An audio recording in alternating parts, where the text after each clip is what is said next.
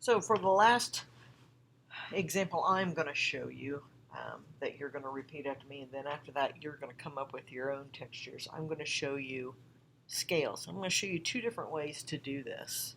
One, you can just do the lines, and on this one I want you to do the scales kind of big, but not super big, and they're just little tiny humps. It's kind of like the brick.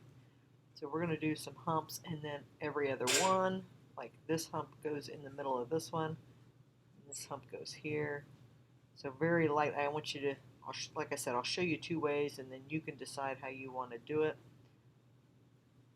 Okay, and then the other way you could do is you can create these lines by doing that incised texture. So I don't know if you can see it on here, but there's a little bit of a white line right there. So what I'm going to do is I'm going to take my tracing paper. I can still use the piece that I've already used because there's plenty of room on here.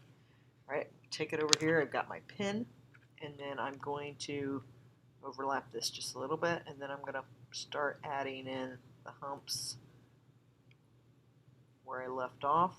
Now, I do have a piece of paper underneath here, or a pad of paper. Again, you want a soft surface. You don't want this directly on the table. It just doesn't work as well. You may want to overlap just a little bit. So I'm going to do a couple of areas of this. You can even kind of just bring this down, I guess, if you wanted to do it this way too. Keep going. So when I do that, it kind of leaves an indent in the paper, so I can go back over it with my pencil. Again, we want something kind of smooth.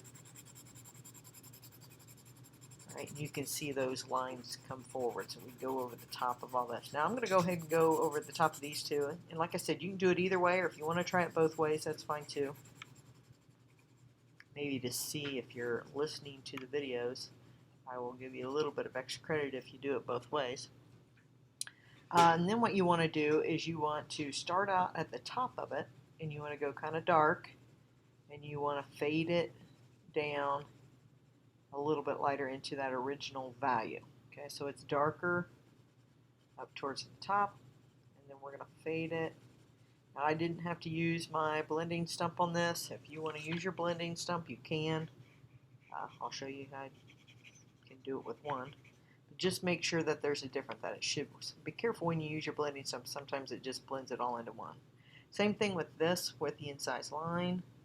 I'm not going to go into the line, but I do want to make it darker right here, and then we will fade this in. That white line just kind of helps create what's called contrast, which we've talked about before, to make things pop out just a little bit more. And again, you still want to fade it in. So each one of these, you will start out dark and then fade it a little bit lighter. Where'd my example go? So we want an example kind of similar to this.